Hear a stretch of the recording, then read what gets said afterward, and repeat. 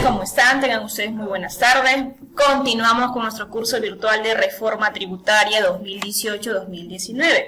Hoy vamos a continuar con nuestros cambios. No, terminamos en las sesiones anteriores, si estás siguiéndome en la secuencia, yo sé que sí. Hemos hablado ahí ya de los cambios tributarios tanto para la ley del IGB y también la ley del impuesto a la renta, y nos hemos demorado un poquito, ¿correcto? Porque eran muchos decretos legislativos, ¿verdad? Ahora vamos a hablar los cambios tributarios al Código Tributario y los cambios tributarios a la ley del IGB. Bien, entonces, el decreto legislativo 1372 nos modifica el Código Tributario. ¿Por qué? ¿Qué es lo que hace este decreto legislativo? Ojo que este decreto legislativo entra en vigencia a partir del 1 de enero de 2019. Es otorgar a las autoridades competentes el acceso oportuno a información precisa y actualizada sobre el beneficiario final. Así es. Ahora hay un nuevo concepto que debemos aprender, que es el beneficiario final. ¿Cuál es el objetivo de la norma? Justamente es combatir la evasión y la elusión tributaria. Ahora queremos saber quién es esa persona natural que se ve beneficiada de sus ingresos, ya sea como accionista, como propietario de distintas empresas. Recae en una persona. Siempre tenemos también este interrogante, y lo sabemos también en la práctica, que una persona puede ser accionista de 10 empresas si gusta, ¿correcto? Entonces, si esa persona final, ese beneficiario final, por ejemplo, Sonia Miranda, es accionista o es director de 10 empresas, definitivamente a mí me va a caer un ingreso que se llama dividendos como accionista, ¿verdad? Entonces, si a Sonia Miranda le van a caer ingresos por ser propietaria de propietaria de estas 10 empresas como dividendos, tú sabes que los dividendos son rentas de segunda categoría, por lo tanto, el beneficiario final tendría que tributar, ¿correcto? ¿Por qué? Por sus 10 empresas. Ese es el objetivo de este decreto legislativo 1372. Además, también de brindar información, ¿para qué? Para la lucha contra el lavado de activos, que hoy en día está bastante sonado en el nivel de corrupción que vive el país, ¿correcto? Bien, entonces, ¿qué más buscamos? Fortalecer, ¿cuál es la finalidad? Fortalecer la lucha contra la evasión y la elusión tributaria. Es importante señalar cuando hablemos también mediante el decreto legislativo 1422, vamos a hablar la diferencia esencial entre evasión y elusión tributaria. Yo te voy a decir simplemente dos cosas para que te quede grabado. Cuando hablamos de evasión, estamos hablando ya de una defraudación tributaria. Cuando hablamos de elusión, estamos hablando de un fraude a la ley, ¿correcto? Muy bien. ¿Qué más busca la finalidad de este decreto legislativo 1372? Que, recuerda, es incorporación del concepto de beneficiario final. También buscamos la lucha contra el lavado de activos y el financiamiento del terrorismo. Buscamos garantizar el cumplimiento de las obligaciones de asistencia administrativa mutua en materia tributaria. Quiero también hacerte de conocer que este concepto de beneficiario final, como estamos nosotros adquiriendo terminología de ámbito multilateral, porque buscamos ser parte de la OCDE en el año 2021, es lo que se busca. El Perú aspira a ser parte de este organismo multilateral mundial formado por los países europeos, la OCDE, la Organización para la Cooperación y Desarrollo Económico. Por lo tanto, dentro de la OCDE también está el concepto de la asistencia administrativa mutua en materia tributaria. ¿Qué quiere decir? Que todas las administraciones tributarias se unen para el intercambio de información, ¿correcto? Muy bien.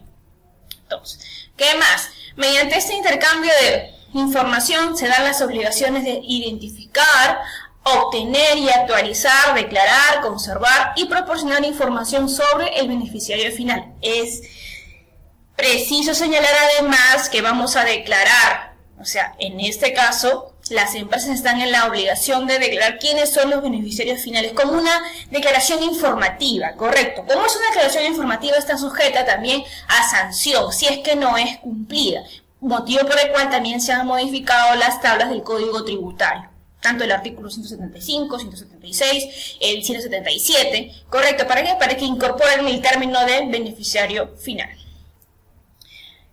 Otra de las finalidades es el cumplimiento obligatorio, aun cuando las personas de esta declaración del beneficiario final, aun cuando la persona jurídica o ente jurídico se encuentra bajo un procedimiento de disolución o liquidación de quiebra. ¿Qué quiere decir? Que ahora no es que la empresa, oye, hay que ponernos en quiebra, hay que ponernos en bancarrota y así no vamos a presentar ningún tipo de información a la autoridad fiscal. No, señores, ahora te dice, ¿sabes qué? Aunque tú estés en quiebra, tú igual tienes que presentar ese formulario, de hecho que va a ser un formulario virtual de declaración informativa, que lo vamos a hacer seguramente, y estoy segura que va a ser así, vía clave Sol. Estamos esperando todavía la reglamentación y también se está esperando la resolución de superintendencia donde nos señale de qué forma vamos a informar esta declaración del beneficiario final, ¿correcto? Muy bien. Ahora, dentro de estas diapositivas está dentro de la administración tributaria en su página. Es importante, me pareció interesante trabajar con ellas también porque tanto el cambio es importante darle un marco contextual, ¿no? ¿Qué está pasando en el mundo y por qué se están dando estos cambios también? ¿Cómo incide en nuestro país, acá el Perú? Hay la famosa tendencia en tributación internacional, ¿correcto? La tributación internacional está muy sonida, está de moda hoy en día, muy de moda. La tributación internacional por el tema de servicios digitales, ahora el tema de la CIAF y sus foros que hacen de lo que es economía digital y su impacto en la tributación, ¿correcto? Y justamente el tema de economía digital se encuentra en la directriz 1 del Plan BEPS de la OCDE, ¿correcto? Bien. Entonces, hay un foro global sobre transparencia e intercambio de información. Este intercambio de información entre las administraciones tributarias que les comenté tiene que ver con la Convención de Asistencia Administrativa Mutua en materia tributaria. Esta Convención de Asistencia Administrativa Mutua en materia tributaria ya ha sido firmada por nuestro país, cuando en septiembre de este año, correcto, el Perú, nuestro país, nuestro bonito Perú, se ha adherido a esta Convención Administrativa, a esta Convención de Asistencia Administrativa Mutua en materia tributaria, el CAP. Convención de Asistencia Administrativa Mutua en materia tributaria, que está vigente desde el 1 de septiembre de este año acá en nuestro país. ¿Qué? El intercambio de información. Correcto. Acá te vas a hablar de intercambios espontáneos y a requerimientos. Este intercambio de información se va a dar a partir del 1 de enero de 2019. Es importante también indicarte que esta Convención de Asistencia Administrativa Mutua en materia tributaria ya lo habíamos antecedido. ¿Te acuerdas que en la reforma tributaria que hubo con el ingreso de PPK, como también les he dicho yo en el transcurso de las sesiones de este curso, que el ámbito político está netamente relacionado con el campo tributario? Cada cambio de gobierno implica una reforma tributaria y es así evidentemente clara porque sucedió con el gobierno de PPK, que fueron 2 decretos legislativos en materia tributaria que se publicaron. Dentro de ellas, ¿te acuerdas? El famoso régimen VIP tributario, con él se publicó. Y ahora que, bueno, PPK no cumplió su función, no cumplió su periodo, está bien, ¿quién lo reemplazó? Vizcarra, ¿correcto? ¿Y qué pasó con Vizcarra? Pues Vizcarra también, ahora en septiembre y en agosto, comenzó a emitir en su totalidad 17 decretos legislativos en materia tributaria. Correcto, estamos hablando que 17 más 2, estamos hablando de 29 decretos legislativos en un periodo de un gobernante de 5 años. ¿Te das cuenta? O sea, esta vez se ha excedido el campo de los cambios de las normas tributarias. ¿Está bien? Ahora, ¿por qué te digo? Porque en el periodo de PPK, en diciembre de 2016, se publicó el decreto legislativo 1314. Correcto, en el decreto legislativo 1314 nos habla, te modifica, 1315 para ser exacta, me van a disculpar. El decreto legislativo 1315 que modifica el Código Tributario. ¿Qué parte del Código Tributario modifica? Modifica el libro 2 del Código Tributario, y cuando el libro 2 ¿de qué nos habla? De los administrados, ¿correcto? Dice los administrados, cambia el título de los administrados y la asistencia administrativa mutua en materia tributaria. Entonces te cambia también el tema del intercambio de información en la asistencia administrativa mutua. Ese párrafo te lo ponen varios títulos del libro 2 del Código Tributario. O sea, ya el Código Tributario está modificado para que justamente ahora, el 1 de septiembre de 2018, ya podamos firmar este convenio, esta Convención de Asistencia Administrativa Mutua en materia tributaria e intercambio de información, que ya está vigente a partir del 1 de septiembre de este año. Sin embargo, el primer intercambio de información, ya sea intercambio de información automática o intercambio de información espontánea, que es justamente el término que utiliza este decreto legislativo 1315 que se firmó en el año diciembre de 2016, correcto, que se publicó, que modifica esta terminología como intercambiar información entre administraciones tributarias, correcto, va a estar vigente el primer intercambio de información el otro año, el 1 de enero del otro año, correcto. Ahora, Tenemos estándares internacionales para el intercambio de información. Tenemos estándar para el intercambio de información a requerimiento y estándar para el intercambio automático de información financiera. Ahora, el estándar para el intercambio de información a requerimiento, dice acá, en particular requiere que las autoridades competentes dispongan oportunamente de información adecuada, precisa y actualizada sobre la identidad de los beneficiarios finales, de los beneficiarios legales y beneficiarios finales de las entidades. Ya tú ya entiendes cuando hablamos de un beneficiario final. Un beneficiario final es una persona natural finalmente, no es una persona jurídica, ¿correcto? Es en quien recae los beneficios otorgados porque esta persona pues es un empresario que es propietario de muchas empresas, ¿correcto? O forma parte del accionario de muchas empresas, ¿está bien? Ahora, el estándar para el intercambio automático de información financiera, que es aplicable solo a determinados sujetos reportables. ¿Por qué? Porque es intercambio automático de información financiera, ¿correcto? Entonces, si me hablan de información financiera, quiere decir que yo voy a entrar ¿a qué? A las cuentas bancarias de ese beneficiario final. Pero esto es a requerimiento, ¿está bien? Perdón, esto es de determinados sujetos reportables, ¿está bien? Las cuentas reportables abarcan las cuentas cuyos titulares son personas físicas, entiéndase como personas físicas, personas naturales, ¿correcto? Y entidades, y el estándar contempla la exigencia de aplicar un enfoque de transparencia a las entidades pasivas para identificar y reportar información acerca de las personas que ejercen el control de las mismas. La expresión personas que ejercen el control deberá interpretarse en consonancia con las recomendaciones del Grupo de Acción Financiera Internacional. El Grupo de Acción Financiera Internacional tiene que ver justamente con la información financiera, también está estrechamente relacionada con el tema de lavado de activos. Acá está, ¿no? En las normas para la prevención del lavado de activos y el financiamiento del terrorismo. Estas son las normas que regulan a raíz justamente de la información del beneficiario final. Este decreto legislativo 1372, que incluso nos está, en este caso, exhortando a las empresas, a las personas jurídicas, a informar quiénes son sus beneficiarios finales, incluso quiénes son los directores de la empresa, incluso también te dice, ¿sabes qué? Aquellos contadores o abogados o notarios, contadores y abogados, está bien, que ejercen su profesión de manera independiente, si la administración tributaria requiere información del beneficiario final, lo tenemos que otorgar. ¿Está bien? Ahora, si es que requiere. Y además te dice, ¿no?, que el secreto profesional no se ve violado. Y menos aún si tú no ejerces, por más de ser contador y abogado, pero no ejerces tu labor independiente, si no trabajas como dependiente para otra compañía, eso ni siquiera se puede cuestionar que estás contra el secreto profesional, dice la norma. ¿Correcto? Otorgar a autoridades competentes acceso oportuno a información precisa y actualizada sobre el beneficiario final. ¿Para qué yo le voy a otorgar información precisa y actualizada sobre el beneficiario final? Para la lucha contra el lavado de activos y el financiamiento del terrorismo. Para garantizar el cumplimiento de las obligaciones de asistencia administrativa mutua en materia tributaria, entre ellas el intercambio de información. Y fortalecer la lucha contra la evasión y elusión fiscal, como te comenté al inicio con el ejemplo, ¿verdad? Ahora, la lucha contra el lavado de activos y financiamiento del terrorismo. ¿Qué es lo que está pasando ahorita en nuestro país con el tema de Keiko Fujimori? ¿Qué ha pasado con ella? El tema fundamental, y que no es que esté pendiente también de lo que pasa en el país, pero es necesario, como peruanos que somos, conocer la coyuntura que está pasando en nuestro país terriblemente. Sí, estamos terribles como país, sí, porque el nivel de corrupción ha llegado a su hegemonía.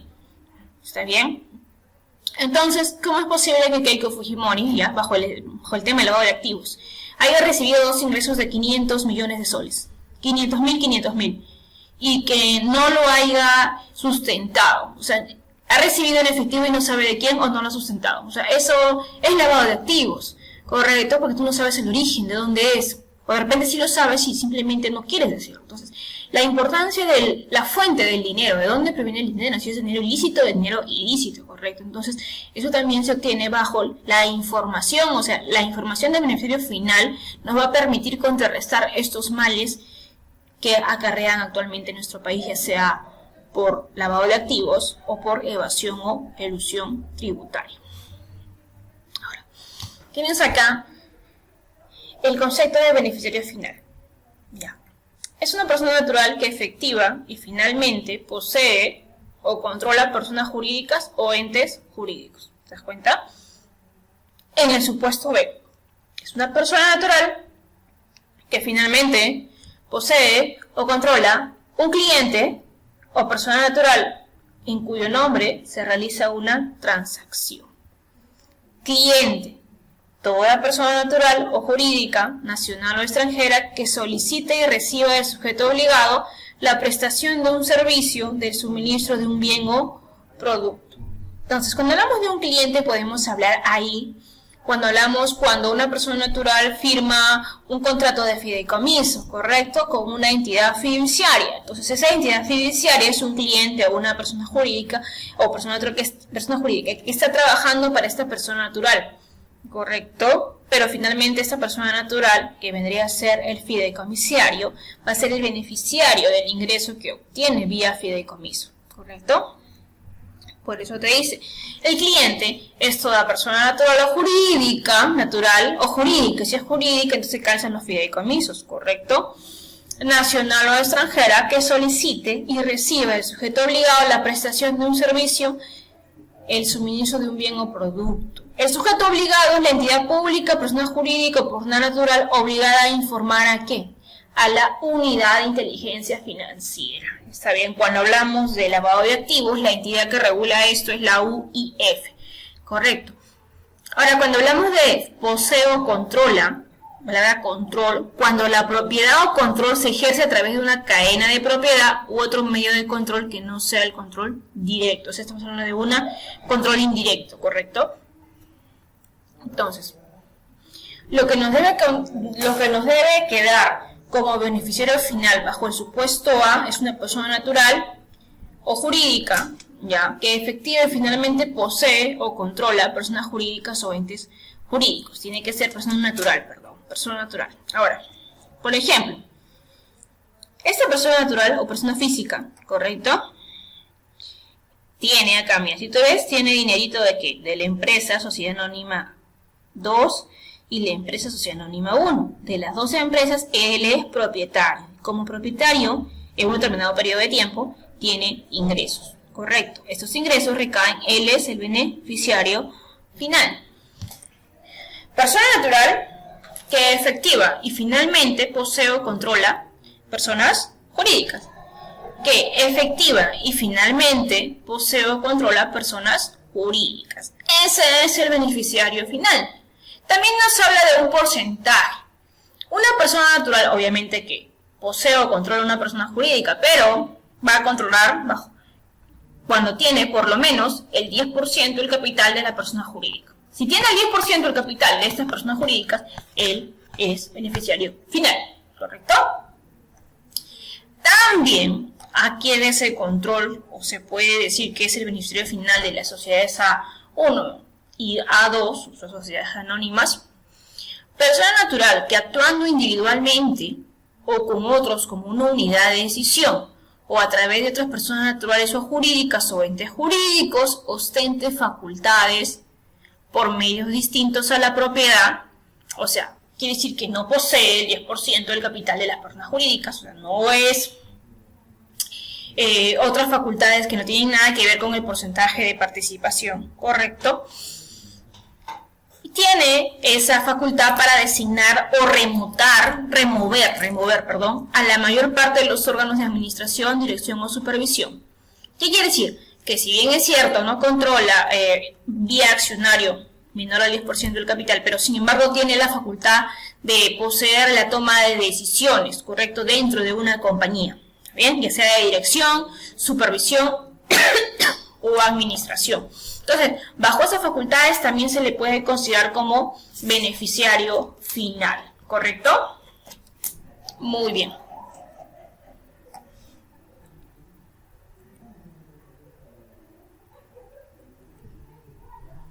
También, tal como les comenté, hablamos también de beneficiario final bajo una persona natural en ente jurídico.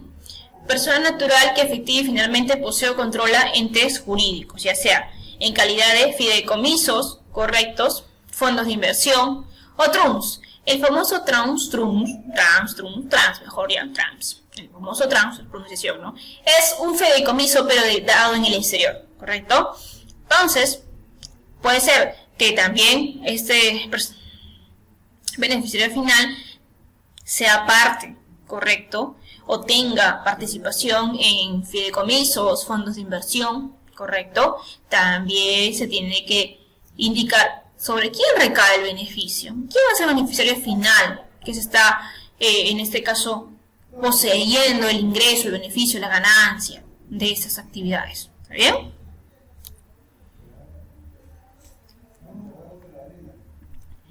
Ahora, para presentar esta declaración de beneficiario final, tenemos que todavía esperar ya la declaración de o la resolución de superintendencia, correcto, y además un decreto supremo donde nos diga el procedimiento que de repente que se va a realizar, procedimientos internos con mecanismos razonables, información que tiene que ser adecuada, suficiente, relevante y válida.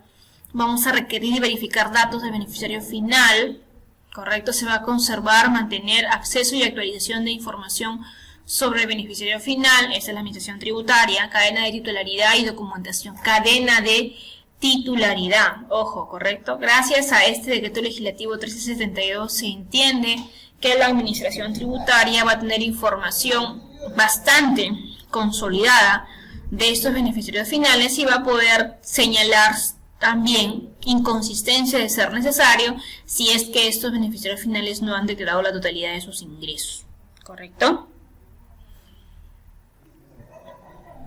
Ahora, tal como les indiqué, también se han cambiado las tablas del Código Tributario para incorporar el concepto de beneficiario final, como por ejemplo tienes la infracción de presentar declaración de beneficiario fin, tienes la responsabilidad de presentar, responsabilidad formal la llamo yo, ¿correcto? De presentar la declaración del beneficiario final, realizar el procedimiento de debida diligencia, conservar documentos y sistemas, permitir el control de la administración tributaria y documentos sobre respaldo sobre beneficiario final. Si tú no entregas esta información, correcto, presentar ante la SUNAT la declaración jurada del beneficiario final, realizar el procedimiento de debida diligencia para identificar el beneficiario final, conservar documentos y sistemas o mantener operativos los sistemas que sustenten el beneficiario final y debida diligencia, no ocultar y destruir los documentos que sustenten beneficiario final y debida diligencia,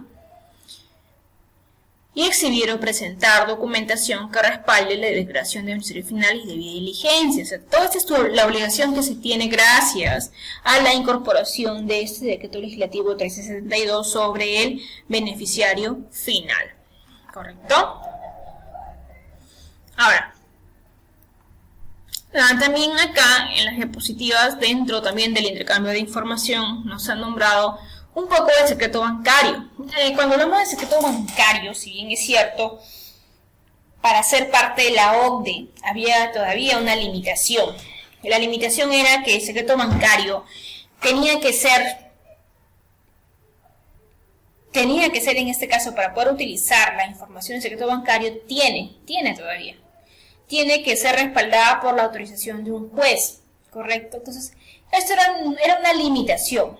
Entonces, con el decreto legislativo 1434, sí, el último decreto legislativo que se publicó en septiembre, nos indica ya que la administración tributaria ya va a tener acceso al secreto bancario, pero va a tener acceso al secreto bancario siempre y cuando esta información sea para intercambio de información mutua, correcto, y sobre todo, este secreto bancario tiene que ser dada con contratos con países donde que se ha firmado un contrato internacional, ya sea un contrato comercial, en realidad dice con que se ha firmado un contrato comercial. Se entiende que si es comercial es un contrato de comercio, no confundirnos con países con los que hemos firmado un contrato para evitar la doble imposición. No te dice con esos 7 países que hemos firmado un convenio para evitar la doble imposición, te dice contratos.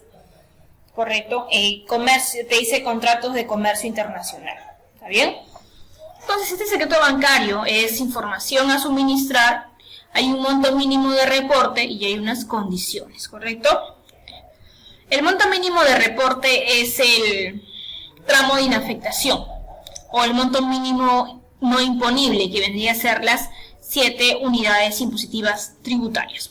Entonces, tenemos un intercambio automático de información financiera.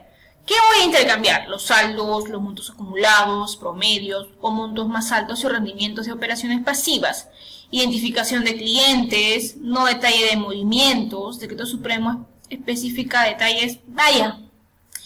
Esperemos la publicación de un decreto supremo, que tiene que publicarlo el MEF, donde se especifiquen los detalles y la periodicidad que se debe informar, en este caso, a la administración tributaria, o la administración tributaria va a requerir información de las entidades bancarias, ¿correcto? Función fiscalizadora, ese secreto bancario, la información del secreto bancario de determinados contribuyentes va a permitir ejercer a la administración tributaria su función fiscalizadora y de lucha contra la elusión y la evasión tributaria, ¿correcto? Según el decreto supremo, que es lo que estamos esperando, se tiene que considerar el monto establecido para el registro de operaciones en normas sobre la detección de lavado de activos correctos y mínimo no imponible para tributar administrados por SUNAT, ¿correcto? Ahora, esta información del secreto bancario de los contribuyentes está sujeta a reglas de confidencialidad y seguridad informática. Ojo, bajo esta seguridad informática y reglas de confidencialidad, bajo los estándares internacionales de la OCDE, que es la OCDE, la Organización y Cooperación de Desarrollo Económico. Las empresas del sistema financiero permiten a clientes conocer información suministrada a SUNAT. Claro, porque si, por ejemplo, la administración tributaria le dice a una entidad bancaria, BCP, por favor, pásame los movimientos bancarios que ha tenido Sonia Miranda. ¿Está bien? Entonces, el BCP tiene que informarme, ¿sabes qué? Sonia Miranda, la administración tributaria me está pidiendo tu información. Se le está otorgando la información de acuerdo al decreto legislativo 1434, donde nos indican que las entidades bancarias están en la responsabilidad de enviar información solicitada por la administración tributaria para fines de fiscalización. Ahí está, ¿correcto?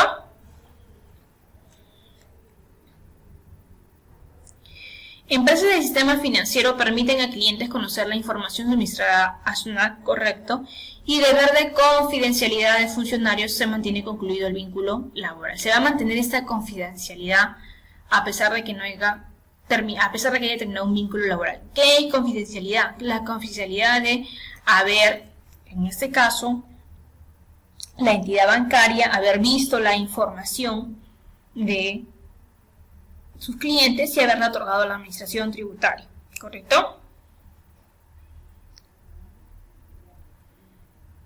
Ahora, ¿cuáles son esos estándares de confidencialidad y seguridad de la información? Ojo que este decreto legislativo ha estado es un poquito cuestionado también, porque ¿cómo es posible que una entidad bancaria entregue información a una entidad pública y en este caso el cliente o el contribuyente, cuál es su función? O sea, no estaría siendo vulnerado su derecho a la intimidad, ¿correcto?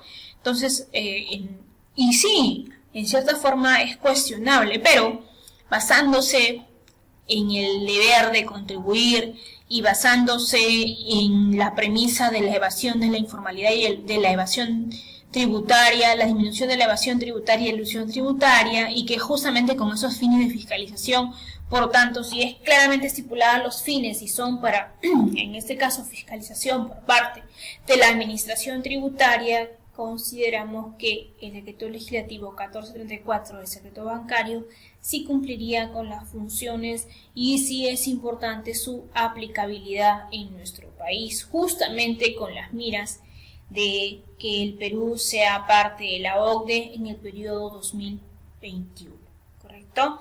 Entonces, ¿cuáles son esos altos estándares de confidencialidad? Altos estándares de seguridad, sistema informático que tiene que estar en formato XML, tiene que haber una asistencia técnica del Banco Mundial y de la OCDE, ¿correcto? Se va a crear una oficina en el Reglamento de Organización y Funciones con facultades para la asistencia e intercambio, ¿correcto? Y el personal que trabaje esta información tiene que estar altamente especializado. Y para que sea altamente especializado se están formando pruebas de polígrafo, que no exista riesgo financiero y sin sanciones laborales, ¿correcto? Muy bien. Aún esperamos que vía decreto supremo, ¿correcto?, que se dé el detalle de la información y acciones que se va a tomar para fines del intercambio automático de información financiera, ¿correcto?, que justamente nos señala la segunda disposición complementaria final. Bueno, también esta información, si el banco no presenta la declaración informativa sobre la información financiera, ya, entonces el banco va a tener también su respectiva sanción.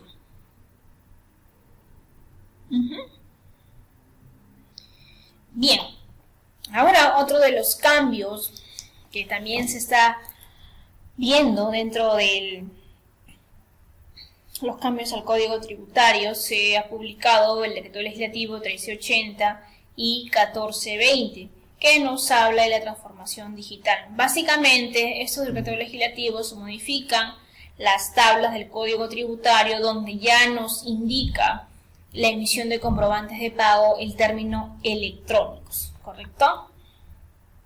Entonces, ¿qué buscan bajo esta famosa transformación digital? Que esa sea una estrategia integral. ¿Por qué? Porque queremos que todos los contribuyentes emitan documentos electrónicos o comprobantes de pago electrónicos, que quiere decir que todos seamos emisores electrónicos. Quiero que recuerdes que un emisor electrónico es aquel que emite comprobantes de pago electrónico. Un generador electrónico es aquel que se encuentra en la obligación de presentar libros electrónicos, ¿correcto? Esa es la diferencia entre un generador electrónico y un emisor electrónico, ¿correcto? Bien, entonces, ¿qué buscamos? Mejorar el cumplimiento tributario y aduanero. ¿Con qué? Con la transformación digital. ¿Qué más buscamos? Efectividad de la recaudación tributaria. ¿Por qué? Con la transformación digital. ¿Por qué? Porque decimos que una efectividad de la recaudación tributaria porque se está mermando la evasión de impuestos por no emitir comprobantes de pago. Y finalmente reduce el costo de cumplimiento.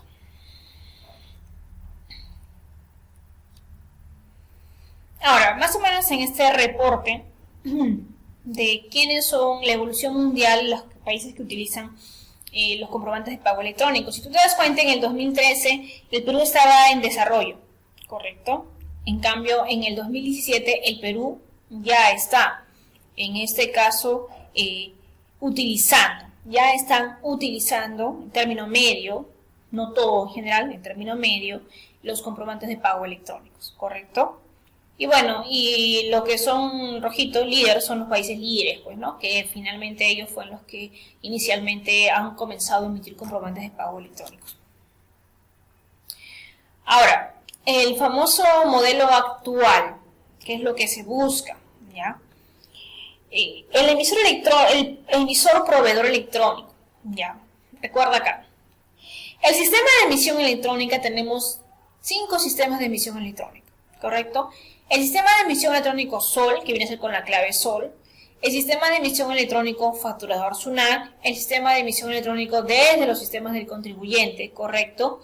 Y el sistema de emisión electrónico OCE, operador de servicio electrónico.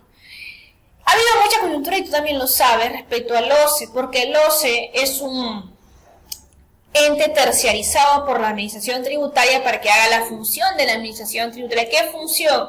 La función de validar estos comprobantes de pago electrónicos. Una validación comprobante, envía el documento, y una consulta del comprobante, un receptor del cliente y envía el comprobante. El tema de la recepción de los comprobantes electrónicos ahora va a tener que ser regulado, quiere la administración tributaria, por un tercero y no por su función, lo cual no está mal. El cuestionable acá es que ese tercero va a cobrar a los contribuyentes el costo de emitir un comprobante de pago electrónico. Ese es el gran problema. O sea, el gran problema es que la administración tributaria nos quiere imponer de manera arbitraria que todos utilizan un OCE. ¿Por qué? Porque eso se está dando justamente, ha habido un cambio, ahora último, con la resolución de superintendencia 253, ¿verdad? En la 253 nos indica prácticamente que ahora van a estar obligados a presentar comprobante de pago electrónico a partir del 1 de marzo del otro año, ¿correcto? Ok, sí, porque de noviembre lo ha postergado y lo vía esta resolución de superintendencia 254, ¿correcto? 253, perdón, porque la 254 es de países de nula conexión a internet, ¿verdad? Es la resolución de superintendencia 253, ¿correcto? Última, que se ha publicado ahora en octubre, el 28 de octubre. Entonces esta resolución dice que los principales contribuyentes, los agentes de retención, los agentes de percepción y aquellos que estuvieron obligados a presentar comprobante de pago electrónico ahora en noviembre han sido postergados al 1 de marzo del otro año. Correcto, pero finalmente te habla de un OCE. Cuando tú lees la resolución te habla de un OCE. Entonces, señores, la administración tributaria no puede imponernos qué sistema de emisión electrónico se debe utilizar. Lo que puede dejar es dejar libre de poder elegir qué sistema de emisión se va a utilizar vía la necesidad, vía la conformidad del contribuyente, correcto. Si tú, en este caso, si tú, SUNAT, nos obligas a utilizar el OCE, nos estás obligando a que de una u otra forma el contribuyente, que seguramente no tiene los muchos recursos, muchos de ellos las medianas empresas, para poder pagar un sistema terciarizado que va a cobrar mensualmente, aunque sea mínimo, como ustedes dicen, pero mensualmente, no sabemos, es como si le estuvieras dando plena potestad a un OCE. Pues sí, señores, este OCE con el decreto legislativo 1314, correcto, es donde la administración tributaria se faculta a utilizar un tercero llamado OCE para poder validar la información de los comprobantes de pago electrónicos. ¿Qué quiere decir? Que la administración tributaria modificó el código tributario para ponerlas OCE. ¿Te das cuenta? Entonces mejor dicho, modificó el decreto 1314 para incorporar a las OCE.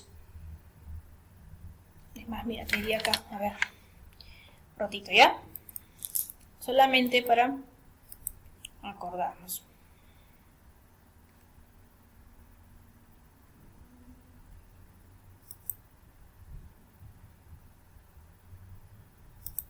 Hoy se demora, a ver. El decreto legislativo 1314, ¿correcto? Donde incorpora a las OCE como servicios terciarizados. Entonces estamos demorando un poquito, ¿ya?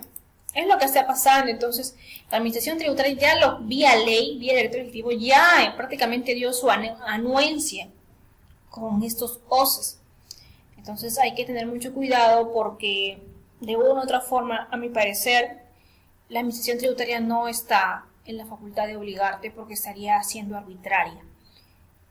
Y existe, no es que estamos hablando de un solo sistema de facturación, existen 4 sistemas de facturación adicionales a la OCE que tranquilamente el contribuyente puede utilizar, ¿correcto? Muy bien.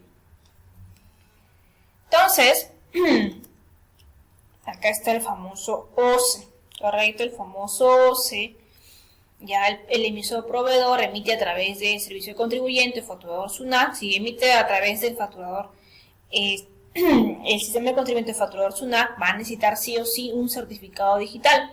Ese certificado digital nos ayuda a poder, en este caso, ese certificado digital le ayuda a tener la identificación del contribuyente, ¿correcto? Es como si fuera su identidad del contribuyente para que éste no sea clonado. O sea, si en manera física hablamos de un contribuyente que puede clonar sus facturas, ¿está bien? Entonces, en el certificado digital hablamos para evitar que clonen tu factura digitalmente, utilizamos el certificado digital. Para evitar que clonen tu factura de manera digital, para eso es importante la exigencia de un certificado digital, ¿correcto? Este certificado digital, vía la emisión de los comprobantes de pago, se van a emitir, se van a enviar a la administración tributaria vía el formato XML. ¿Está bien?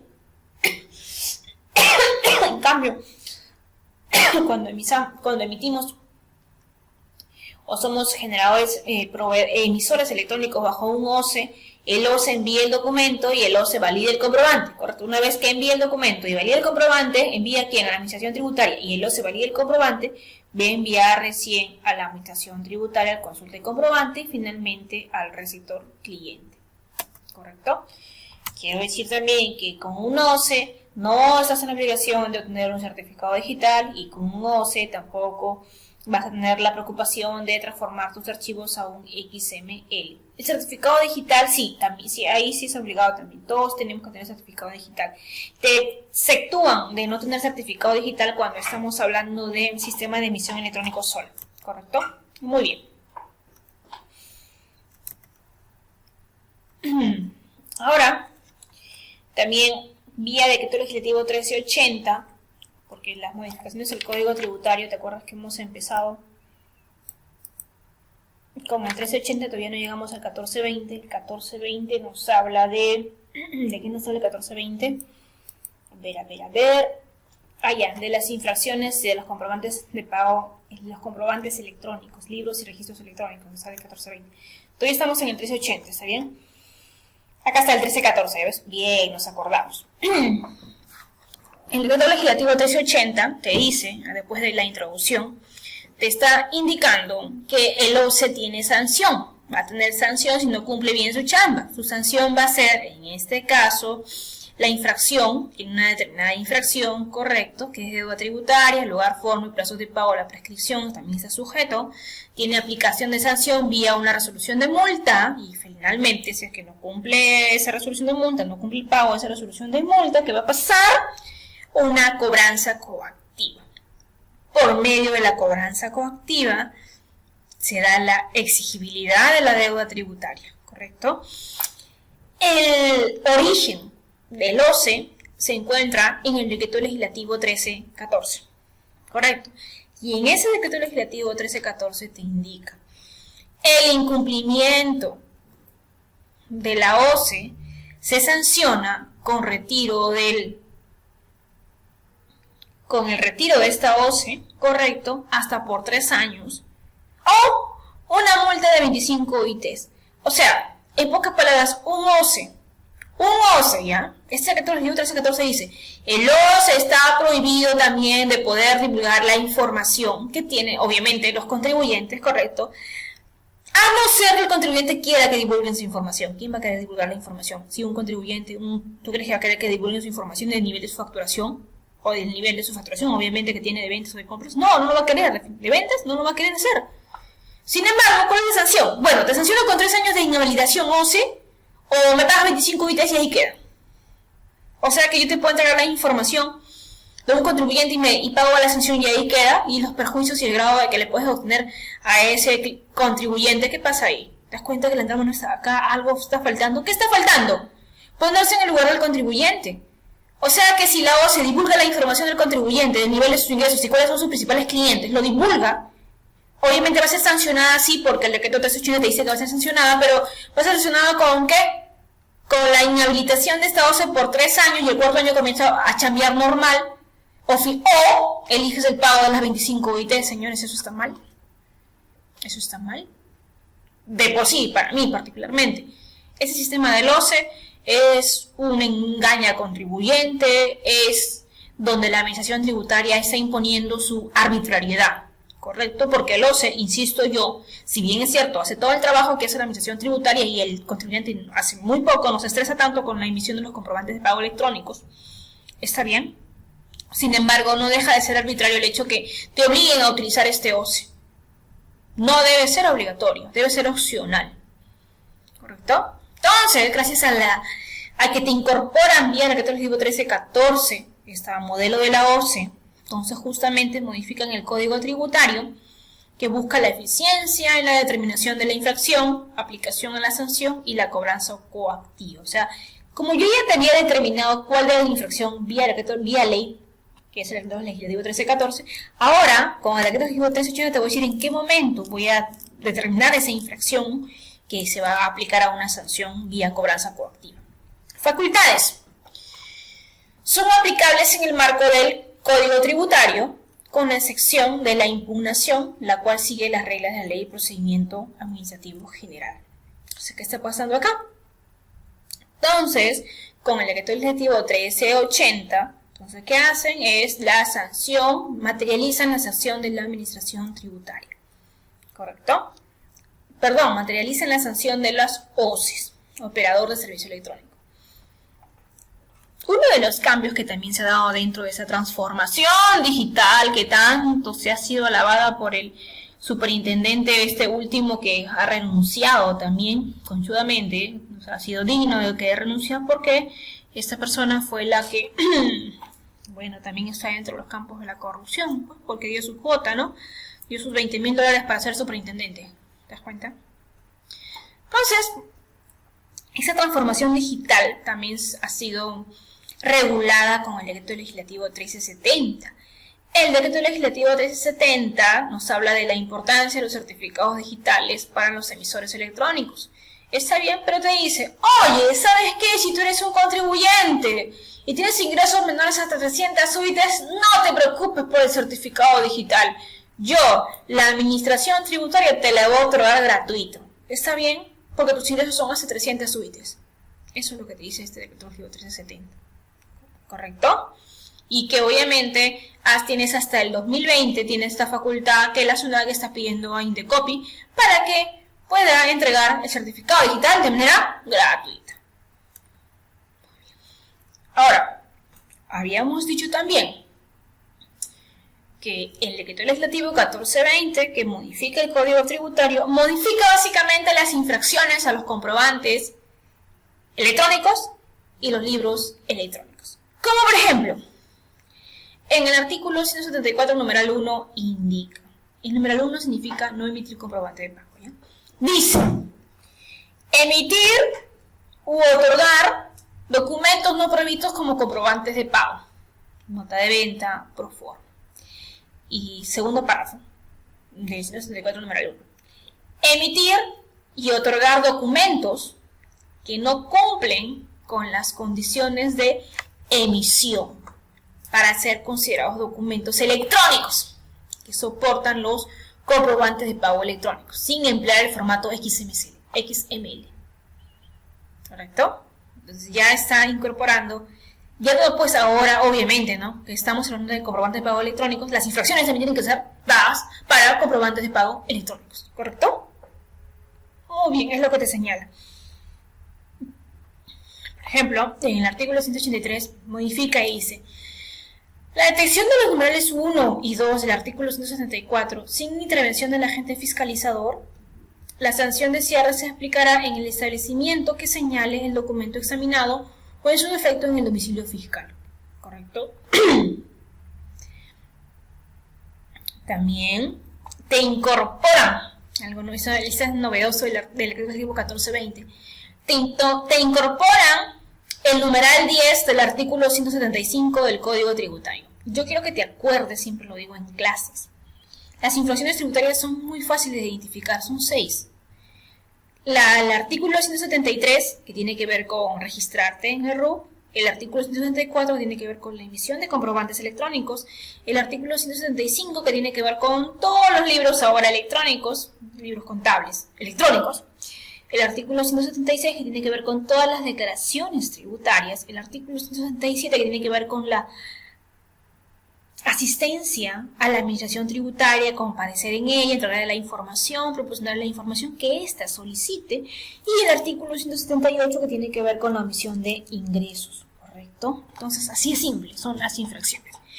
¿Y cuál es la novedad con este decreto legislativo 1420? Que ha incorporado un nuevo numeral, el numeral 10, a la infracción del artículo 175 y señala: no registrar dentro de los plazos máximos de atraso, entre otros, ingresos o remuneraciones o anotarlos por montos inferiores en el libro y o registro electrónico. Ya está estipulada una infracción para los libros electrónicos.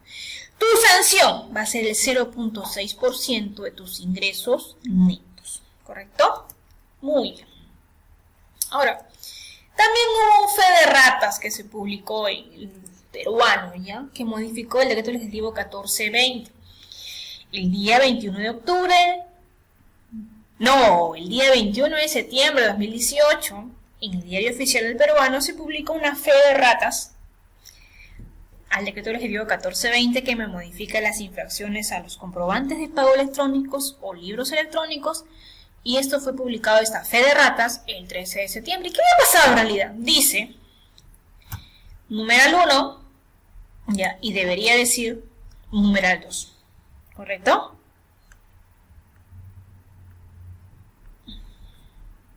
Eso es lo que, nada más eso, en la cantidad de 1 y 2. Constituyen infracciones relacionadas con la obligación de emitir, otorgar, exigir comprobante de pago, otros documentos, así como facilitar de cualquier medio que señale la información que permite identificar los documentos que sustenten el traslado. Era numeral 2, ¿correcto? Muy bien, y no numeral 1. Ya está, esa era la fe de ratas, nada más. Bien. Ahora, es importante señalar otro de estas modificaciones del Código Tributario, es la más amplia, te contaría. El decreto legislativo 1421 también te modifica el Código Tributario. ¿Pero qué parte? La parte de los procedimientos tributarios. Libro 3 del Código Tributario. También el libro, también obviamente dentro del libro 3 está el procedimiento de cobranza coactiva. O sea, esto es lo que te modifica el decreto legislativo 1421, procedimientos tributarios. ¿Está bien? ¿Cuáles son los procedimientos? Los procedimientos tributarios están en el artículo 112 del Código Tributario. ¿Está bien? Dice, ¿cuáles son esas modificaciones que se dan a ese decreto legislativo 1421? Hay un nuevo supuesto de emisión de orden de pago. ¿Qué quiere decir supuesto de emisión? Quiere decir que si te equivocaste por errores, ahí es correcto que te emitan una orden de pago. Si es que tu pérdida arrastrable no fuiste la correcta, no aplicaste la correcta pérdida arrastrable que te competía, te van a emitir una orden de pago, ¿correcto? Uso de la palabra en apelaciones ante el Tribunal Fiscal, ¿correcto? Acá el uso de la palabra son 30 días, se prolonga a 45 días hábiles, ¿correcto? Reglas para resoluciones de cumplimiento y admisión de medios probatorios extemporáneos. ¿Qué quiere decir? Que ahora tú puedes presentar tus medios probatorios extemporáneos sin necesidad de hacer ningún pago, de ningún pago adicional que te pide la norma, que te pedía, ahora ya no te pide norma siempre y cuando no se haya determinado deuda alguna, ¿correcto? A ver, ahí están los nuevos supuestos de emisión de la orden de pago que ha sido modificada con el decreto legislativo 1421 que tiene vigencia a partir del 14 de septiembre de este año. ¿Y qué dice? Modifica el numeral 3 del artículo 78 del Código Tributario. El artículo 78 del Código Tributario nos habla de las órdenes de pago, ¿correcto? Emisión de una orden de pago. Voy a emitirla, ¿por qué? Por la base imponible del periodo, por el saldo a favor o créditos declarados en periodos anteriores, por pagos a cuenta o por pérdidas arrastrables. Esto es la novedad, ¿correcto? Pérdidas arrastrables que no corresponden a las determinadas por el deudor tributario en la declaración jurada anual del impuesto a la renta, correspondiente al ejercicio en que se generaron, cuyo arrastre se realiza incorrectamente en las declaraciones posteriores a dicha declaración jurada anual. Quiere decir que también te van a emitir una orden de pago porque te equivocaste en arrastrar tus pérdidas, ¿correcto? Muy bien. Ahora, en el uso de la palabra en apelaciones ante el Tribunal Fiscal, correcto, tiene SUNAT contribuyente. SUNAT su función es elevar el recurso de apelación. Y el contribuyente le interponer el recurso de apelación. O sea, tanto para elevar el recurso de apelación o interponer el recurso de apelación tienen la facultad de pedir el uso de palabras si es que se desea. Tanto la administración tributaria como por parte del contribuyente, ¿correcto? El Tribunal Fiscal no va a conceder el uso de la palabra cuando en apelaciones contra resoluciones de cumplimiento, en apelaciones contra las resoluciones de cumplimiento cuando el tribunal fiscal se haya pronunciado sobre el fondo de la controversia, ¿correcto? Si el tribunal fiscal ya se pronunció sobre el fondo de la controversia, sobre una resolución de cumplimiento, entonces ya no hay necesidad de conceder el uso de la palabra porque el tribunal fiscal ya se pronunció sobre el fondo de la controversia. Dentro de las reglas para las resoluciones de cumplimiento, ¿qué es una resolución de cumplimiento? Su propio nombre lo dice, profesora. Cumplir. Sí, voy a cumplir, por ejemplo, el tribunal fiscal le pide cierta información referente a un procedimiento de fiscalización, ¿ya? O un procedimiento de reclamación que está llevándose en instancias del tribunal fiscal, pero le pide a la administración tributaria cierta información vía resolución de cumplimiento, ¿correcto? Entonces, la administración tributaria está en la obligación de poder resolver ese pedido dado, solicitado por el tribunal fiscal. ¿Está bien? Apelaciones contra las resoluciones de cumplimiento. Controversias. Únicamente estará destinada a determinar si se dio cumplimiento a lo ordenado por el tribunal fiscal. Ahí está. Los alegatos que no están relacionados a ese extremo se tienen por no presentados. ¿Correcto? Ahora, las resoluciones de cumplimiento en casos de queja. Tú recepcionas el expediente por SUNAT, correcto, tiene 5 días hábiles, se inicia el trámite de la emisión y en 15 días hábiles la expedición de resolución de cumplimiento. Total, las resoluciones de cumplimiento en casos de queja, ¿cuándo se demoran? 20 días hábiles. En caso normal, 30 días, ¿correcto? Muy bien. Eso es muy importante. La admisión de medios probatorios extemporáneos. Sabemos nosotros que cuando, por ejemplo, no se han presentado los medios probatorios en la etapa en que se requirió, la administración tributaria solo te va a poder recibir esa información siempre y cuando tú hayas afianzado hayas pagado la deuda o lo hayas afianzado. ¿Sí o no? Es lo que indica, ¿verdad? ¿Dónde están los requisitos los medios probatorios extemporáneos? Eso está en el Código Tributario, en el artículo 222-223. ¿Bien? Regla general. No se admiten medios probatorios extemporáneos, salvo tú lo hayas pagado, carta fianza, o debe demostrarse que la omisión no es por tu causa. ¿Está bien? Entonces, no se van a admitir medios probatorios extemporáneos a excepción, se van a admitir, o sea, que si va a haber una excepción, que sí se van a admitir esos medios probatorios extemporáneos si no hay importe a pagar en el acto administrativo impugnado, ¿correcto? Si no hay importe a pagar, disculpen, si no hay importe a pagar en el acto administrativo impugnado, por lo tanto, ese medio probatorio extemporáneo sí va a ser recibido, ¿correcto? Muy bien. ¿Y cuáles son esos medios probatorios extemporáneos? Por ejemplo, en la etapa de reclamación. Recuerda que en los procedimientos contenciosos tributarios tenemos dos etapas. Una etapa de reclamación y una etapa de apelación.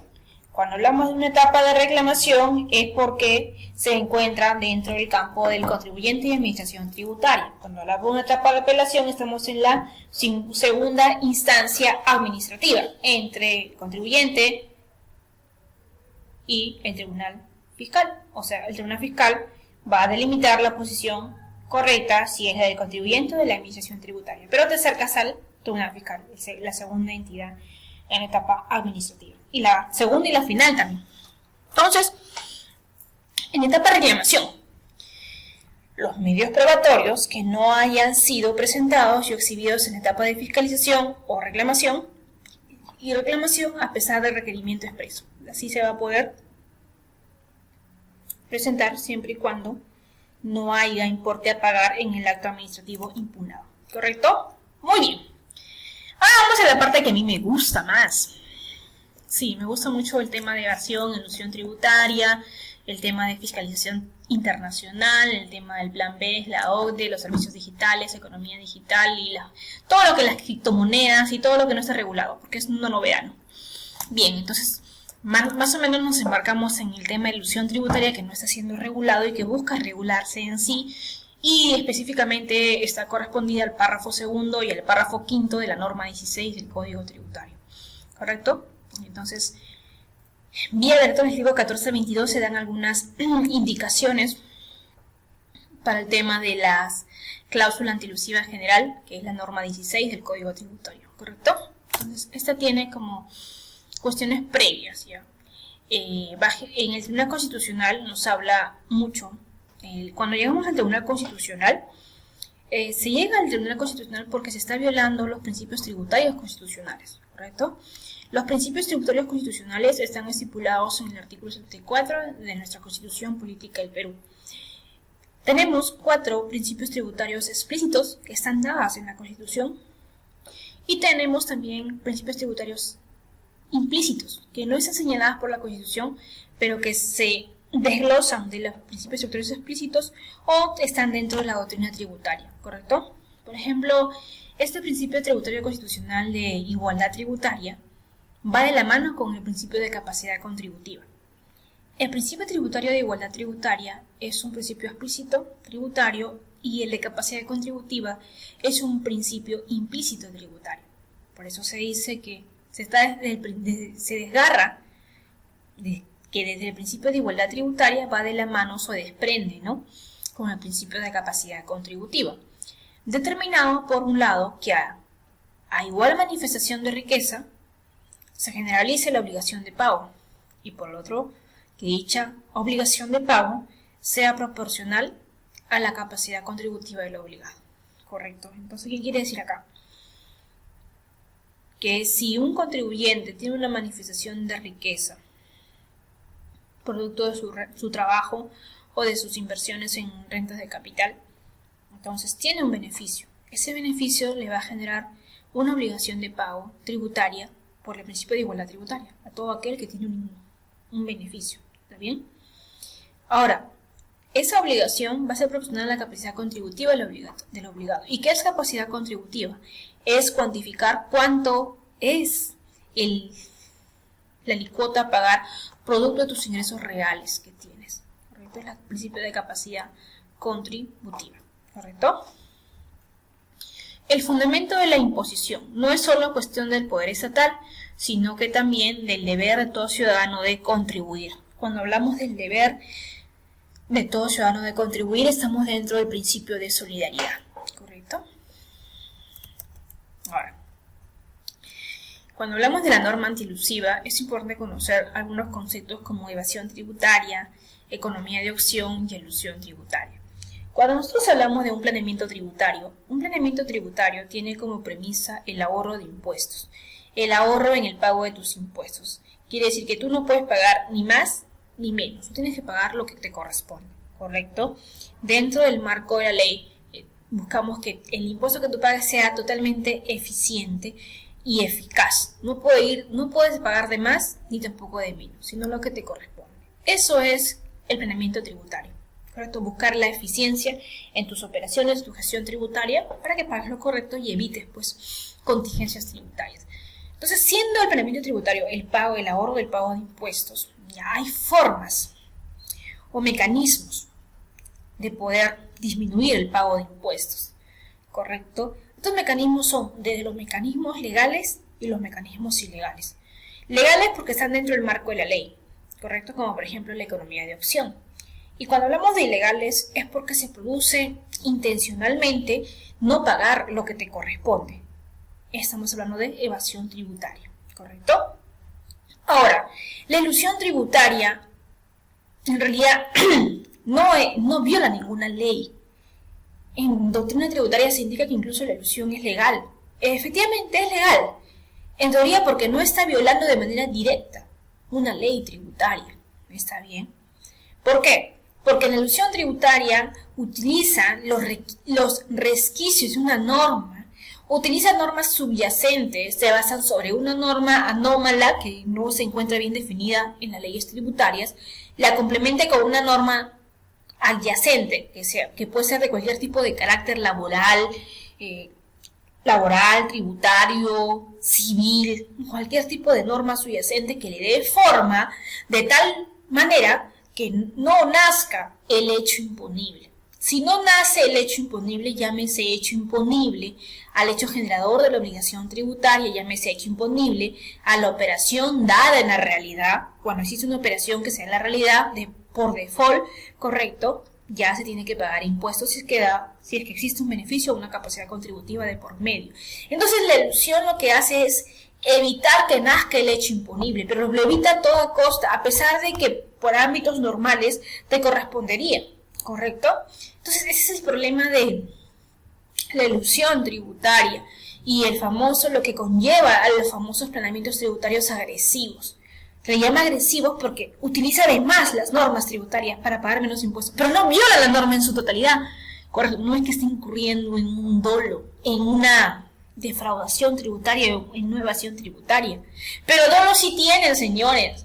¿Por qué? Porque justamente contrata grandes compañías, ingenierías tributarias para pagar menos impuestos. O sea, quiere pagar menos impuestos a como dé lugar, correcto, de todas las formas. Por eso se le denomina también como planeamiento tributario agresivo.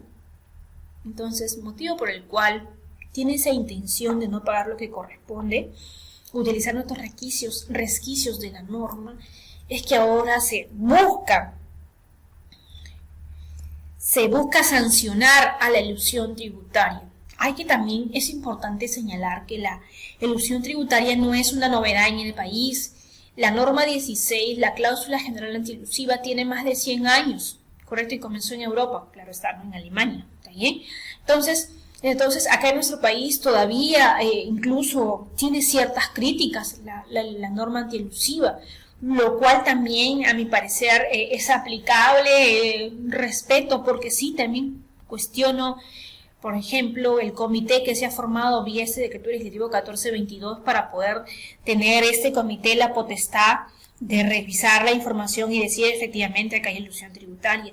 Ese comité está conformado por 3 miembros de la administración tributaria, entonces lo correcto debió ser que los miembros sean de distintas instancias, correcto, como por ejemplo el Tribunal Fiscal, porque al dejar a la administración tributaria que ella evalúe si estamos en un hecho de elusión tributaria, estamos siendo juez y parte, ¿correcto? ¿Por qué digo juez y parte?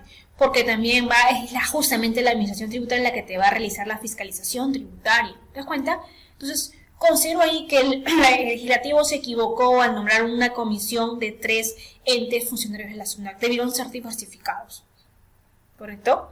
Entonces, es lo que te dice esta norma 16, la cláusula general antielusiva. Por ejemplo, elusión. No es conducta de incumplimiento frontal como en el caso de la evasión, ¿correcto? La elusión. No es conducta de incumplimiento frontal como en el caso de la evasión. Se adoptan negocios jurídicos que en apariencia están fuera del ámbito de aplicación de la norma tributaria. Adoptas negocios jurídicos, ¿correcto? Simulación. Las partes acuerdan aparentar la celebración de un acto. La celebración de un acto distinto al que se declara realizar o de un elemento distinto del acto, ¿correcto? También está dentro de la cláusula antielusiva general, la norma 16 del Código Tributario. Y el fraude a la ley. Para hablar de fraude a la ley, es como que la consecuencia de la elusión tributaria es el fraude a la ley. Es una norma defraudada y una norma de cobertura, ¿te das cuenta? Se adopta la figura jurídica de la norma de cobertura para obtener de manera indirecta el resultado económico que constituye la motivación o finalidad de la figura de la norma defraudada y que es el que realmente se desea alcanzar, ¿correcto? La norma defraudada, ¿ok? Pagar menos impuestos. Entonces, es lo que estaba pasando. Y este es un problema mundial también. El planeamiento tributario agresivo es el famoso sándwich en Inglaterra, los famosos offshore, las empresas offshore, o el tema de las el tema también de los planeamientos tributarios agresivos vía ingenierías tributarias. Es un tema que justamente al ser iniciativa de la OCDE, el plan BEPS, que es el plan para evitar la disminución o elevación de la base imponible y el traslado de beneficios, es que se da justamente como objetivo principal la disminución de la evasión y elusión tributaria. Lo dice claramente este plan BEPS de la OCDE. Por eso que el país, insisto nuevamente, al querer ser parte de la OCDE, es la que adopta las normas internacionales. Entonces todo comenzó en el año 2012. ¿Por qué? porque en el año 2012, en la norma 8 del Código Tributario, el texto preliminar estaba junta con los casos de simulación y fraude a la ley. La norma 8 era solamente junta, te habla de interpretación de las normas, y en la parte final, el segundo párrafo, te hablaba de la simulación o fraude a la ley. ¿Está bien? Entonces decidieron, felizmente, separar y ponerle en una norma 16. ¿Correcto? Acá está. En la norma 16. En la norma 16 tiene 6 párrafos. ¿Correcto? El primer párrafo te habla de la calificación de los hechos. El segundo al quinto párrafo, que justamente tiene que ver con el tema de la elusión tributaria. Y es la que fue incorporada con el decreto legislativo 1121, ¿correcto? En el año 2012. Ahora, el último párrafo te habla de la simulación. Lo que está en aplicación hasta la actualidad es el primer párrafo, la calificación de los hechos, y el último párrafo, que es la simulación. Del segundo al quinto párrafo, que te habla de elusión tributaria, aún, a pesar de que se ha dado el decreto legislativo 1422, que es el que regula ciertos aspectos de la norma 16 de la cláusula general antielusiva, aún no existe decreto supremo que active esta norma 16, porque falta reglamentarla. ¿Correcto? Y ahí se ha quedado.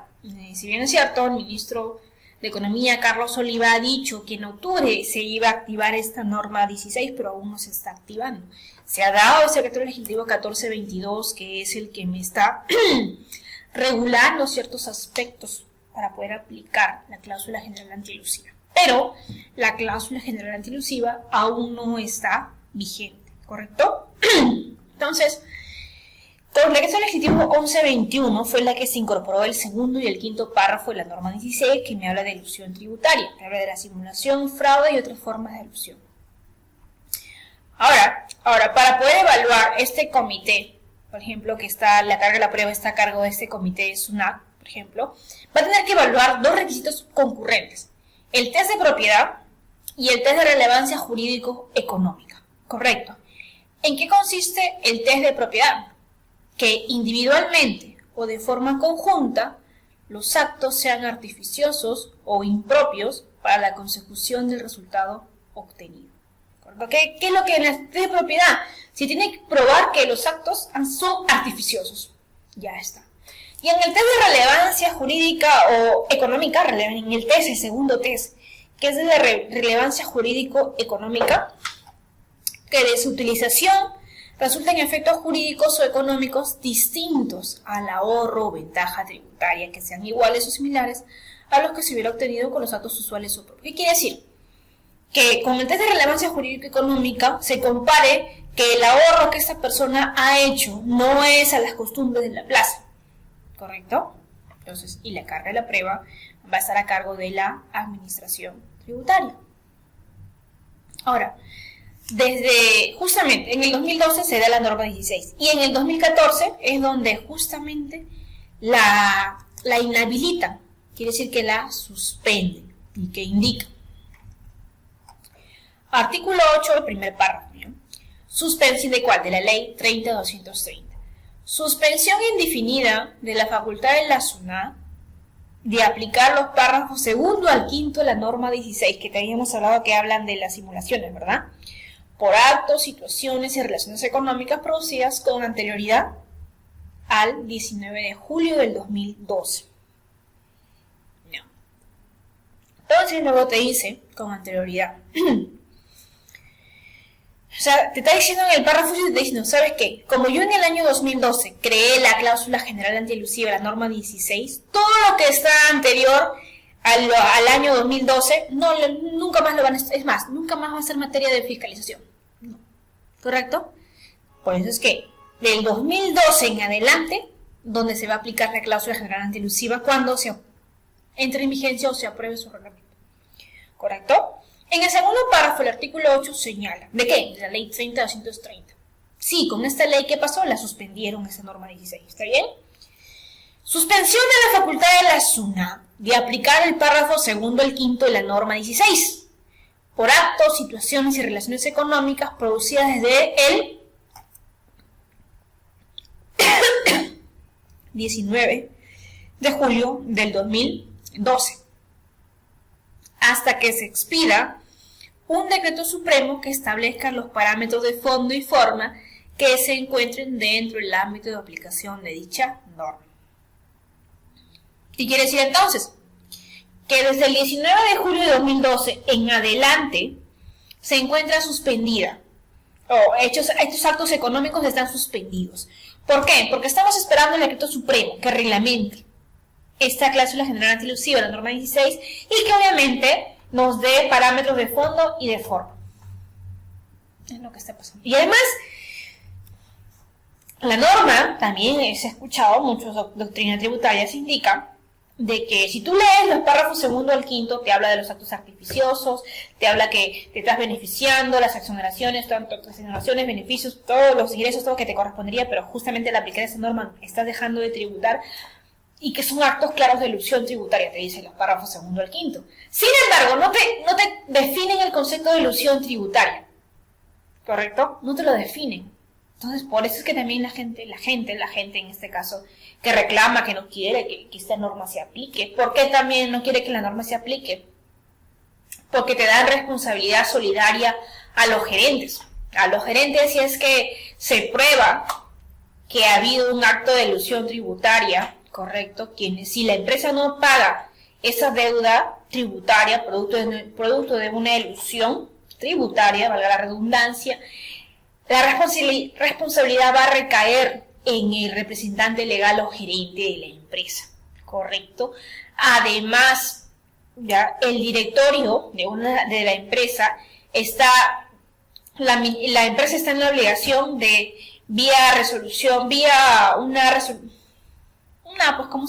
una declaración informativa, tiene que informar quiénes son los directores y cuáles son las modalidades que quiénes son los directores que han aplicado esta forma de tratamiento tributario de algo. Entonces también estás en la obligación de informar, y esa información vence ahora en marzo de 2019. Si quieres modificar una estrategia tributaria, la puedes modificar ahora hasta marzo de 2019. ¿Te das cuenta? Entonces, ¿qué te dice?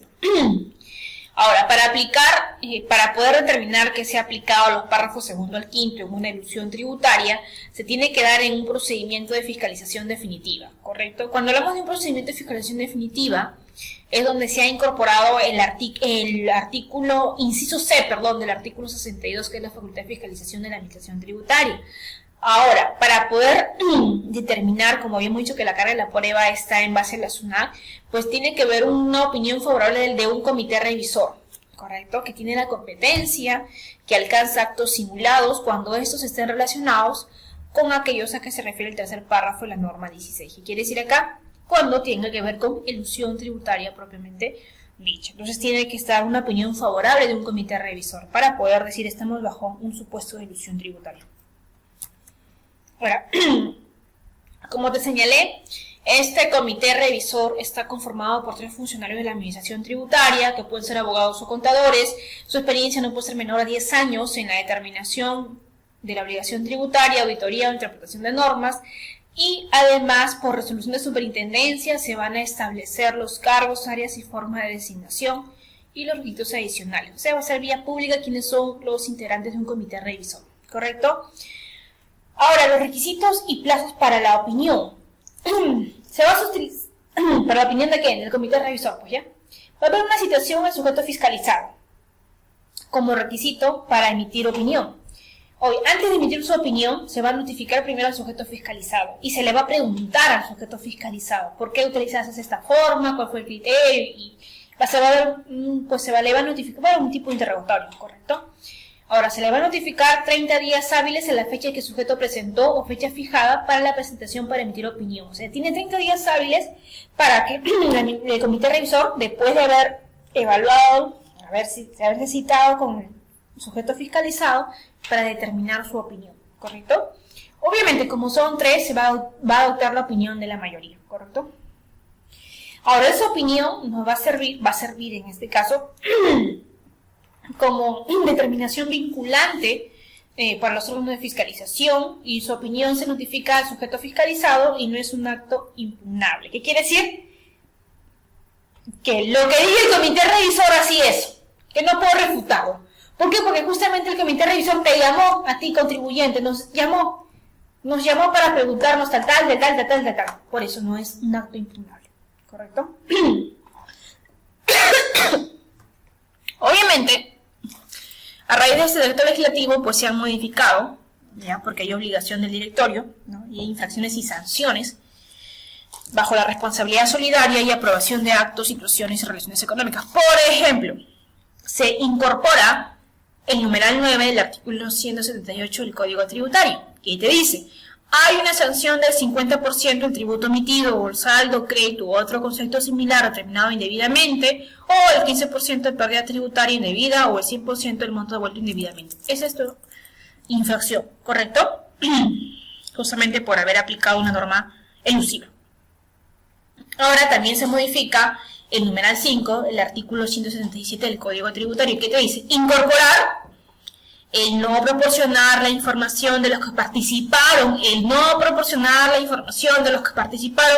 el diseño, aprobación o ejecución de actos, situaciones o relaciones económicas a que se refiere el informe. Vamos a tener que informar a la administración tributaria quién participó en el diseño, en la aprobación o en la ejecución de estos actos, situaciones o relaciones que son materia de que se refiere el informe como elusión tributaria, ¿correcto? Y la responsabilidad solidaria que te expliqué, que se va a incorporar vía el numeral 13 del artículo 16, ¿correcto? Aprobación de actos, situaciones y relaciones económicas. El directorio, en caso de sociedades que lo tengan, define estrategia tributaria de la sociedad y aprueba actos, situaciones y relaciones económicas a realizarse en planificación fiscal. Por lo tanto, estos actos, situaciones y relaciones económicas implementadas el 14 de septiembre de 2018 y que siguen teniendo efectos deben ser evaluados por el directorio para su ratificación o modificación hasta el 29 de marzo, de este año. Del año, ¿cómo? 29 de marzo del 2019 debe ser acá. Acá se equivocaba, ¿ya? No se equivocó, es 2019. Quiere decir, como les indiqué, ¿no? Tenemos que el directorio tiene que informar actos, situaciones y relaciones económicas o la estrategia tributaria que ha aplicado la sociedad. Y si tú quieres cambiar esa estrategia tributaria, la puedes cambiar ahorita, antes que haya sanción. Tienes hasta el 29 de marzo del 2018, ¿correcto? Bien. Todos estos cambios del decreto legislativo 1422 están vigentes desde el 14 de septiembre de 2018 y va a estar supeditada que ¿qué necesitamos? La expedición del decreto supremo, a que se refiere el segundo párrafo del artículo 8 de la ley 30.230. ¿Qué quiere decir? Que para poder aplicar esta norma 16 se requiere la publicación del decreto supremo o reglamento de esta norma antielusiva, ¿correcto? También se necesita la expedición de la resolución de superintendencia que regule, seleccione áreas y cargos de miembros del comité revisor y que los designe. ¿Te acuerdas que tenemos que la empresa tiene la información, tiene la obligación formal ahora de poder comunicar quiénes son los miembros, también de comunicar quiénes son los miembros del directorio y de estrategia tributaria, ¿correcto? Además, con resolución de superintendencia nos vamos a dar cuenta, si eres un sujeto fiscalizado por elección tributaria, quiénes son tu comité revisor, ¿correcto?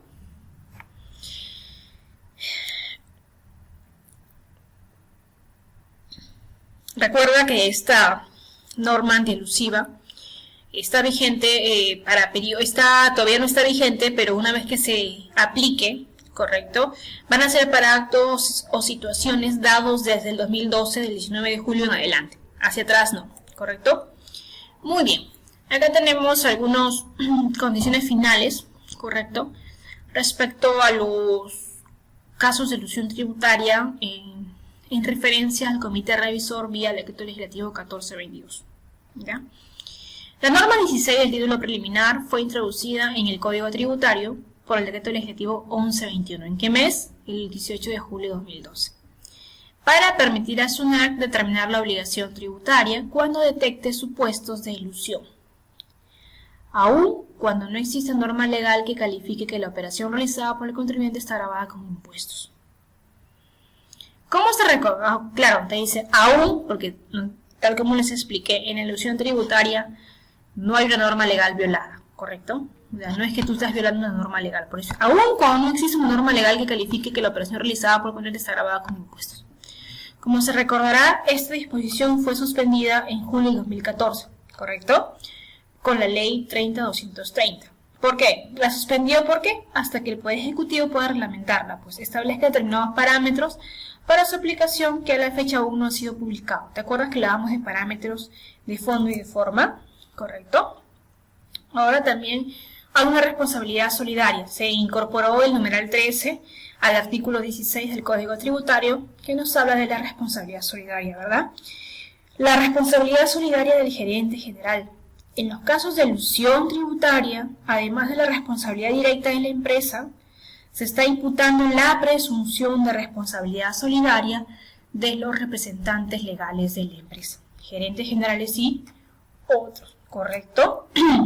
Ahora, esta responsabilidad solidaria se ha dispuesto que el gerente general responderá con su patrimonio propio si colaboró con el diseño o en la aprobación o ejecución de actos que tenían como única finalidad reducir el impacto fiscal.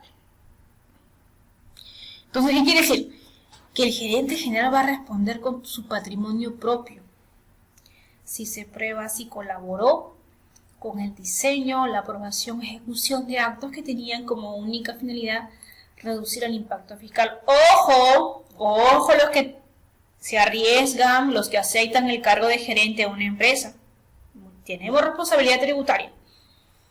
Es decir, se está presumiendo que el gerente ha actuado con intención dolosa o negligencia grave o abuso de facultades, salvo que se pruebe lo contrario, ¿correcto?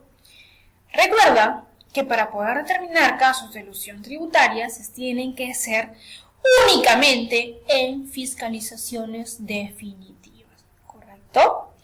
La aplicación de la cláusula antielusiva solo podrá efectuarse en un proceso de fiscalización definitiva y siempre que el órgano de la SUNAT que lleve a cabo dicho procedimiento cuente previamente con la opinión favorable de un comité revisor. Sabes que el comité revisor va a estar conformado por 3 funcionarios de la administración tributaria. Ojo que cuando yo repito es porque esto va a venir en el examen, ¿verdad? Bien. Y estos 3 funcionarios de la administración tributaria están ejerciendo funciones. Una de ellas va a ser la secretaria, cuyos cargos, áreas y designación van a establecerse por resolución de superintendencia. Además, es importante conocer que para ser designado como miembro del comité revisor se requiere ser de profesión abogado o contador y tener experiencia no menor de 10 años en labores de determinación tributaria y auditoría y o de interpretación de las normas tributarias desempeñadas en el sector público. ¡Ojo! Está en mi ceja.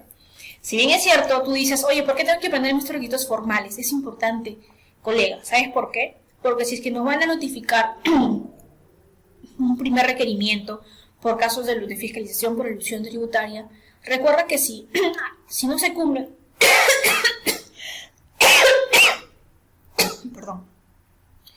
si no se cumplen estos requisitos admisibles, porque recuerda que la admisibilidad tiene que ver con requisitos formales, ¿está bien? Si no cumplen estos requisitos formales, admisibles, que tiene el decreto legislativo 1422, simplemente que esa fiscalización se cae, correcto, porque tú tienes el derecho de poder, en este caso, declarar la nulidad. ¿Por qué? Porque no están cumpliendo los requisitos formales. ¿Está bien? ¿Te das cuenta? Entonces, por eso es importante conocerlos. Ahora, hay un informe previo. Hay un informe previo que tiene que realizarla ¿quién? Este comité revisor, ¿correcto? El órgano que lleva a cabo el procedimiento de fiscalización definitiva debe emitir un informe que será remitido conjuntamente con el expediente de fiscalización al comité revisor. Dicho informe se notificará al sujeto fiscalizado, quien debe declarar al órgano que lleva a cabo el procedimiento de fiscalización los datos de todos los involucrados en el diseño y aprobación o ejecución de los actos, situaciones o relaciones económicas materiales referidas al informe. en la forma en que deberá ser establecida mediante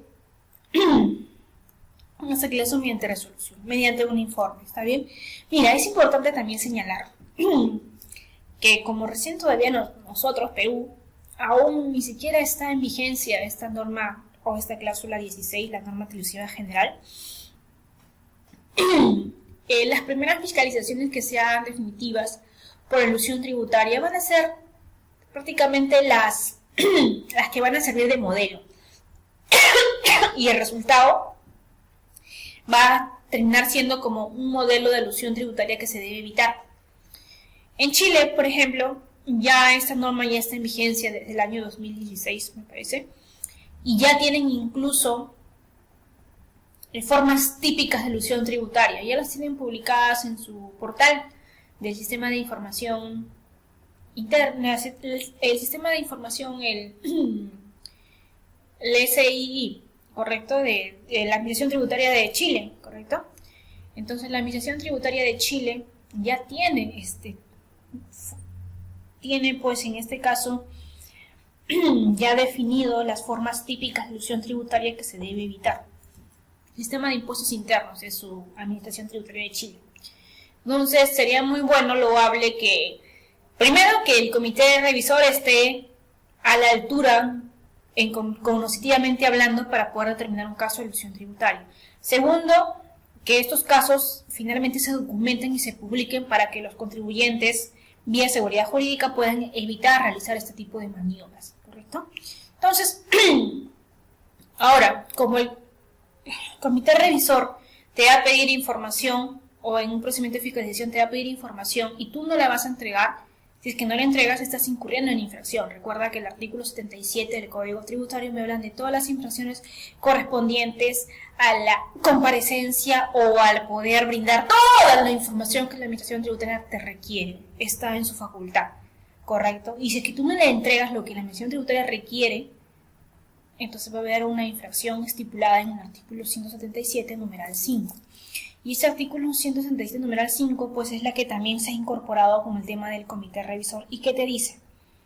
Nos dice, si el contribuyente fiscalizado no proporciona la información requerida al revisor fiscal, se configurará la información señalada en el numeral 5 del artículo 177 del Código Tributario, que es no proporcionar la información o documentación que sea requerida por la administración sobre sus actividades o las de terceros con los que guarde relación o proporcionarlas sin observar la forma, plazos y condiciones que establezca la administración tributaria. Entonces, ya tenemos sanción si no entregamos la información que pide el comité revisor o en el procedimiento de fiscalización por elusión tributaria.